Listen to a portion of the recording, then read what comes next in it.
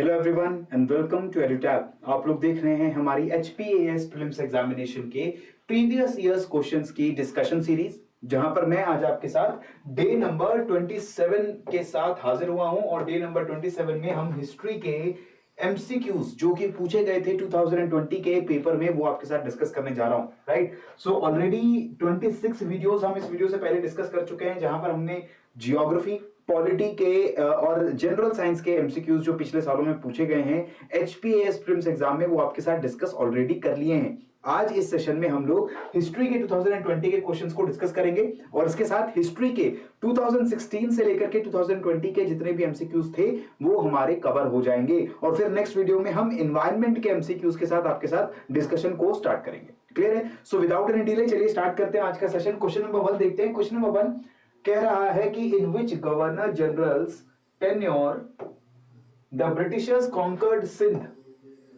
सिंध की जो टेरिटरी है उसके ऊपर ब्रिटिशर्स ने अटैक करके उसे कॉन्कर कर लिया था, और ये किस गवर्नर जनरल के टाइम पीरियड में हुआ है? ऑप्शन हमें दिए गए हैं Lord Auckland, Lord Ellenborough, Lord Hastings and Lord Dalhousie. Right, तो सिंध की जब हम कॉन्क्वेस्ट की बात करें तो सिंध की कॉन्क्वेस्ट 1839-40s के टाइम पीरियड में हो गई थी, और उस टाइम पर इंडिया के अंदर जो वाइसरॉय हैं वो है हमारे लॉर्ड एलनबरो।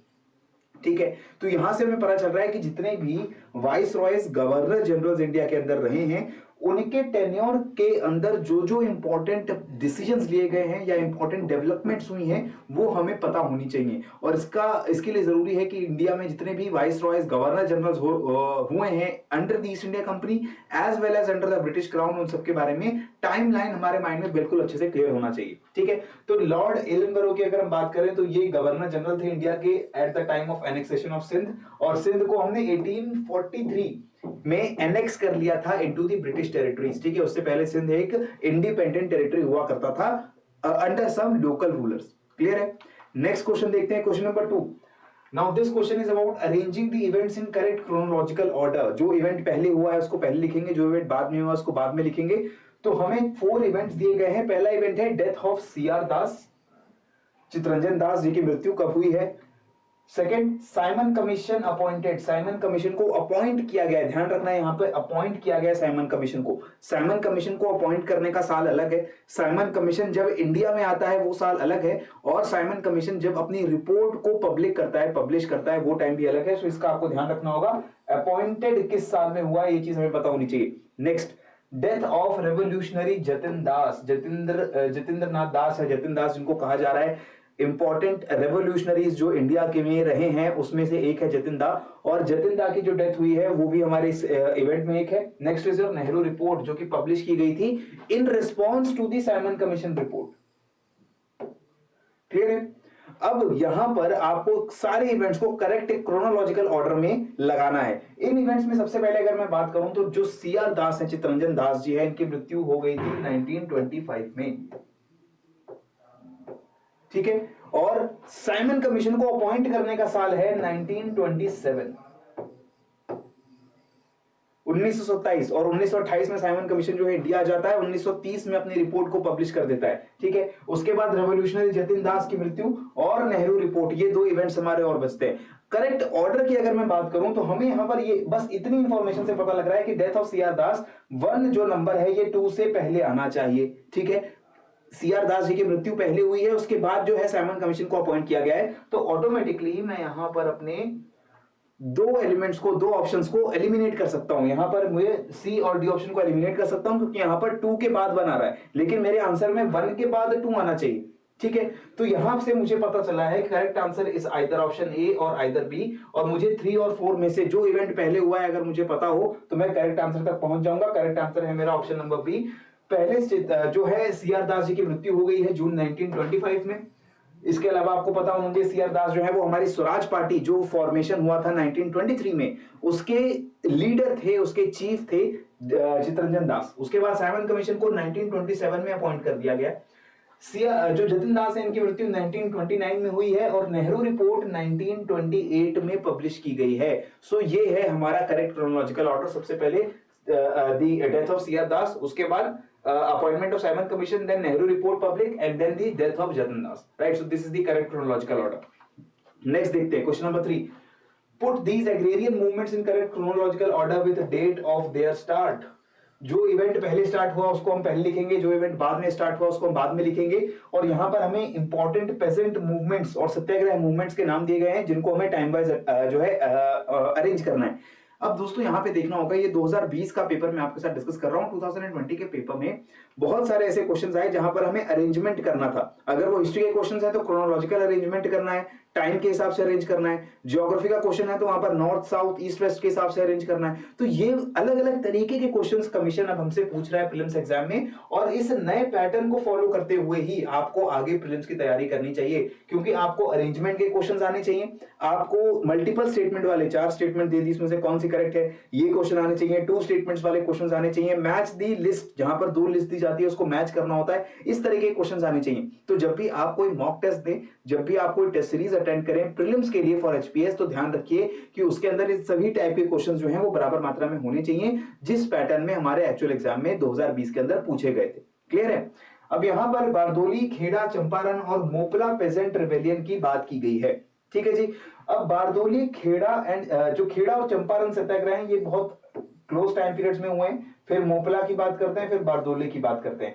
जो करेक्ट आंसर यहां पर होने जा रहा है that will be option number B, 3241। सबसे पहले यहां पर चंपारण सत्याग्रह हुआ, वो स्टार्ट हुआ, गांधी जी वहां पर पहुंचे। ठीक है। उसके बाद जो हमारा खेड़ा चंपारण सत्याग्रह 1917 में स्टार्ट हो गया है। फिर हमारा Kheda Satyagraha next year March to June 1918 में स्टार्ट हुआ है। वल्लभ भाई पटेल यहां पर जाके उन्होंने काफी इंपॉर्टेंट काम किया।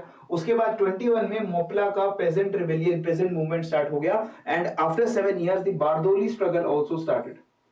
Right, so this is the correct chronological order. यहां पर हमें पता चल रहा है कि इन ईयर्स को याद रखना कितना जरूरी हो जाता है। अगर आप हिस्ट्री के ये अरेंजमेंट वाले क्वेश्चंस को करेक्टली अटेम्प्ट करना चाहते हो तो आपको ये सारे इवेंट्स का टाइम पीरियड बहुत माइंड में क्लियर होना चाहिए। और यहां पर हम ये भी देख रहे हैं कि बहुत ज्यादा डिस्टेंस नहीं है इन टाइम पीरियड्स में। ठीक है, तो बहुत क्लोज टाइम पीरियड्स हैं, 28, 17, 18, 21। तो इस वजह से थोड़ा सा कंफ्यूजिंग भी हो सकता है इन आंसर्स को करेक्टली अटेम्प्ट करना। Be very careful while revising history, और इन चीजों का आप ध्यान रखें कि किस तरीके से क्रोनोलॉजिकल इवेंट आपको अरेंज करने पड़ सकते हैं। क्वेश्चन नंबर 4 देखिए, who was the author of the book Gulamgiri? Now this is a simple question. Gulamgiri book के लेखक कौन है, ऑथर कौन है? ऑप्शंस दिए गए, Swami Dayanand, doctor B R Ambedkar, Mahatma Jyotiba Phule and Swami Ramakrishna Paramhansa. Famous book है गुलामगिरी, लिखी गई है by Mahatma Jyotiba Phule.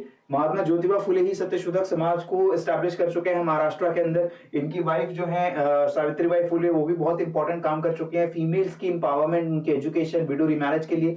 So Gulamgiri is the book which was written by social activist, thinker, anti caste social reformer and writer from Maharashtra, Jyotiba Phule ji. ठीक है, 1827 में इनका बॉर्न हुआ है, प्रेजेंट डे महाराष्ट्र में। और ये सो कॉल्ड लोअर कास्ट से बिलोंग कर रहे थे, और इसकी वजह से इनको काफी ज्यादा अपनी जिंदगी में डिप्रिवेशंस और डिस्क्रिमिनेशन झेलनी पड़ी, और उसको दूर करने के लिए इन्होंने बहुत सारा काम किया है। सत्यशोधक समाज को 73 में स्थापित किया, और इस सत्यशोधक समाज से वो ज्यादा से ज्यादा लोअर कास्ट के जो लोग हैं उनको सोशल और इकोनॉमिक बेनिफिट्स उन्होंने पहुंचाने की कोशिश की। इसके अलावा उन्होंने मेजर पब्लिकेशंस लिखी हैं, तृतीय रत्न, पवड़ा, छत्रपति शिवाजी राजे भोसले आचा, गुलामगिरी and Shetkaryacha Asud. So these are works in the Marathi language, the Maharashtrian language, the Marathi language. और वहां पर इन्होंने इंपॉर्टेंट जो वर्क्स हैं ये भी लिखे हैं।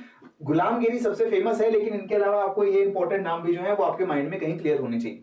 ठीक है, आगे बढ़ते हैं। क्वेश्चन नंबर 5, अगेन 2 स्टेटमेंट्स दी गई हैं और करेक्ट स्टेटमेंट यहां पर आपको आइडेंटिफाई करनी है। स्टेटमेंट 1 देखो, कह रहा है कि young Bengal movement, young Bengal movement एक रेडिकल मूवमेंट स्टार्ट हुआ था बंगाल में। जो हमारे यूनिवर्सिटीज है वहां जो स्टूडेंट्स पढ़ते थे, उन स्टूडेंट्स को नेशनलिस्ट स्ट्रगल के प्रति और ज्यादा उन लोगों को अट्रैक्ट करने का ये मूवमेंट चला था। और दिस यंग बंगाल मूवमेंट वो स्टार्टेड बाय शिशिर कुमार घोष। ये हमारी स्टेटमेंट 1 है, लेकिन बहुत ध्यान से याद रखना है, young Bengal movement was started by Henry Vivian Derozio. Henry Vivian Derozio, S K Ghosh, Shishir Kumar Ghosh का इससे कोई ज्यादा लेना देना नहीं था। ठीक है, फिर बात आती है प्रार्थना समाज। प्रार्थना समाज को कहा गया it was established in Bombay in 1865। Bombay में एस्टैब्लिश हुआ था प्रार्थना समाज, बिल्कुल सही बात है। आत्माराम पांडुरंग जी ने इसको एस्टैब्लिश किया, लेकिन the time period which is given is not correct. तो यहां पर जो लीडर का नाम दिया एसके घोष वो करेक्ट नहीं है, यहां पर टाइम पीरियड करेक्ट नहीं है, दोनों ही स्टेटमेंट्स इनकरेक्ट हैं। करेक्ट आंसर हमारा बनेगा option number B, both statement 1 and statement 2 are incorrect. क्योंकि यंग बंगाल मूवमेंट जो इंटेलेक्चुअल मूवमेंट है ये कलकत्ता में स्टार्ट हुई हिंदू कॉलेज में, ठीक है, जहां पर हेनरी लुई विवियन थोरोजियो एक फ्री थिंकर रैशनलिस्ट वहां पर टीचर थे, उनके मार्गदर्शन में ये पूरी जो मूवमेंट है इसको स्टार्ट किया गया। और 1809 से 1831 जो हेनरी विवियन थोरोजियो है वो इंडिया में रहे, उन्होंने काफी सारा इंपॉर्टेंट काम किया है और हिंदू कॉलेज के जो स्टूडेंट्स थे और जो टीचर्स थे उनको भी एक तरीके से उन्होंने रेडिकलाइज करने का काम किया अगेंस्ट द ब्रिटिशर्स, राइट। प्रार्थना समाज की बात करें तो आत्माराम पांडुरंग इनको 67 में स्थापित कर रहे हैं, ठीक है, 1867 में। तो आप देखिए कितना स्मॉल एरर दे करके कमीशन आपसे गलतियां करवाना चाहता है। आप यहां पर देखेंगे प्रार्थना समाज was established in Bombay in 1865, सारी बात बिल्कुल सही है, प्रार्थना समाज बॉम्बे में एस्टैब्लिश हुआ है। अगर आपको ईयर में बस इतना ध्यान रहा कि 1860s कुछ ईयर था तो आप शायद इसको सही मार्क करके आ जाओगे, लेकिन एक गलत है। 1867 2 साल बाद जाकर आत्माराम पांडुरंग जी ने इसको एस्टैब्लिश किया है, ठीक है। सो ये इस तरीके से बहुत ज्यादा कम मार्जिन देता है कमीशन आपको, गलती का बहुत कम स्कोप देता है। तो इस चीज का आप लोग ध्यान रख के क्वेश्चंस को अटेंड करेंगे। Look at the next question. आप this is a simple question, थोड़ा रिलेटिवली सिंपल क्वेश्चन है इंडस वैली साइट्स के बारे में इंडिया के। क्वेश्चन नंबर 1 बोल रहा है कि which Indus valley sites are in India. India में कौन सी सिंधु घाटी सभ्यता की साइट्स लोकेटेड हैं? ऑप्शन है धोलावीरा, राखी गढ़ी, मोहनजोदाड़ो एंड गंगेरीवाला। और ऑप्शंस को देख के मुझे पता लग रहा है कि इन चारों लोकेशंस में से सिर्फ 2 लोकेशंस ऐसी हैं जो इंडिया में पाई जाती हैं और वो बहुत 2 फेमस लोकेशंस हैं, Mohenjodaro and Harappa. The 2 most famous and oldest locations जो पता है वो दोनों पाकिस्तान में लोकेटेड है, राइट। धोलावीरा गुजरात में, गुजरात की सबसे बड़ी जो आर्कियोलॉजिकल साइट्स इंडस वैली की उसमें से एक है धोलावीरा। और राखी गढ़ी की बात करें तो राखी गढ़ी पूरे इंडिया, पूरी जो आज तक साइट्स मिली है इंडस वैली सिविलाइजेशंस की उसमें सबसे बड़ी साइट्स में से एक है और राखी गढ़ी भी इंडिया में लोकेटेड है। Ganweriwala is located in Pakistan. Correct answer is 2 and 3 option number, correct answer is sorry 1 and 2 Dholavira and Rakhigarhi and correct answer is option number A, ठीक है। तो यहां पर हम देखते हैं जो हमारी राखी गढ़ी है is located in Haryana and your Dholavira is located in the Rann of Kutch, the Gujarat region, right. और गंगेरीवाला, मोहनजोदाड़ो, इनकी हम अगर बात करते हैं सूटका गेंडोर, सोटका को, बालाकोट, ये सारी जो लोकेशंस है ये हमारी पाकिस्तान में लाई करती हैं। सो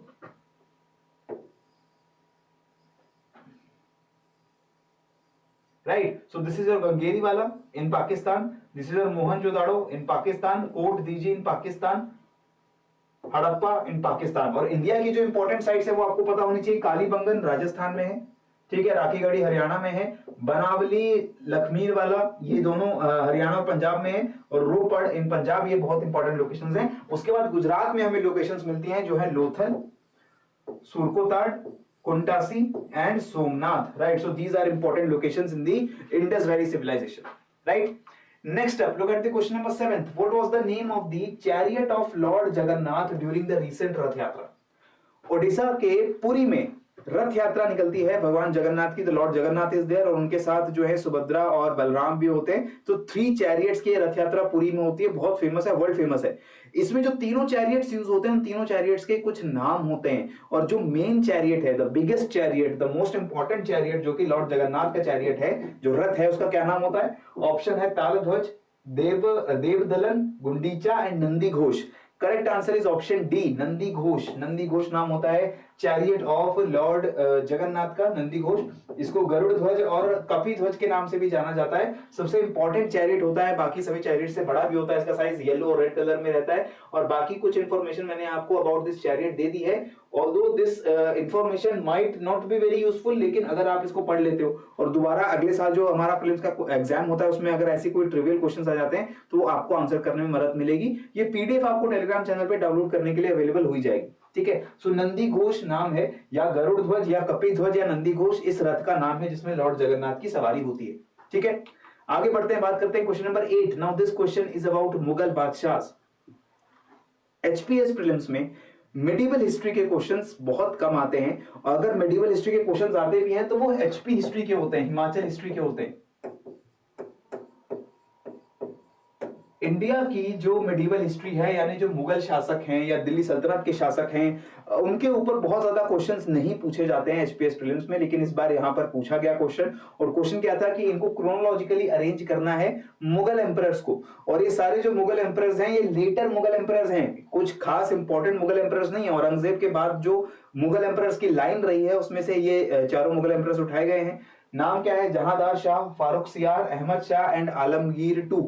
ठीक है, अब ऐसे क्वेश्चन को आंसर करने के लिए ऑब्वियसली आपको सारी क्रोनोलॉजी उन एम्परर्स की पता होनी चाहिए। यहां पे करेक्ट आंसर है हमारा ऑप्शन नंबर ए, 1 2 3 4 ऑलरेडी करेक्ट ऑर्डर में अरेंज करके आपको ये चारों रूलर जो है वो मिले हुए हैं।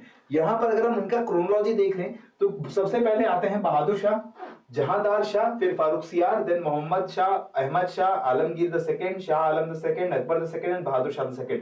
इसको याद करने का तरीका क्या है? सबसे पहले आ रहे हैं बहादुर शाह, जहांदार शाह, फारुखसियार, मोहम्मद शाह, अहमद शाह, आलमगीर द सेकंड। लेकिन आपको याद रहेगा कि जो सेकंड ए है वो हमारा आलमगीर है, फिर हमारा शाह आलम है, फिर हमारा अकबर है, और उसके बाद फिर से बहादुर शाह द सेकंड है।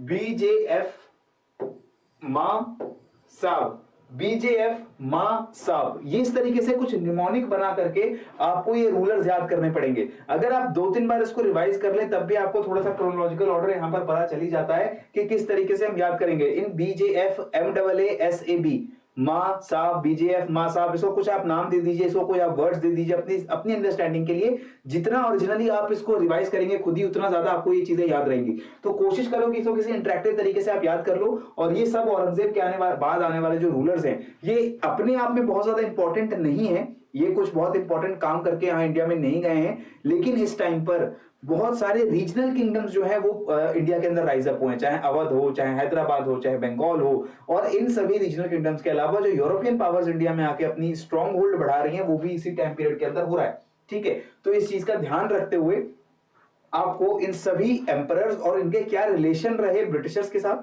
फ्रेंच के साथ, नवाब ऑफ बंगाल और Nawab of Awadh and Nawab of Hyderabad के साथ, ये सारी चीजें भी आपको अपनी हिस्ट्री में याद करनी पड़ेगी। क्लियर दोस्तों? सो इसके साथ इस वीडियो को यहां पर कंक्लूड करते हैं। अगर आपको ये वीडियो पसंद आए तो उसको लाइक करिए और हमारे चैनल को जरूर सब्सक्राइब करिए। टेलीग्राम चैनल को अगर आप ज्वाइन करते हैं तो आपको इस वीडियो के साथ साथ बाकी जो हमारे सेशंस होते हैं यूट्यूब पे उनकी पीडीएफ्स भी डाउनलोड करने के लिए अवेलेबल वहां पर रहती हैं।